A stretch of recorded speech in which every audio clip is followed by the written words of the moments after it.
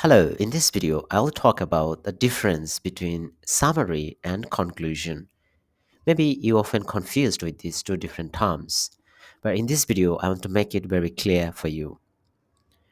You need to use summary in the purpose to provide a concise overview of the main points of the body paragraphs without adding any new ideas or interpretations. And you can use the summary in the context of non-opinion type of essay.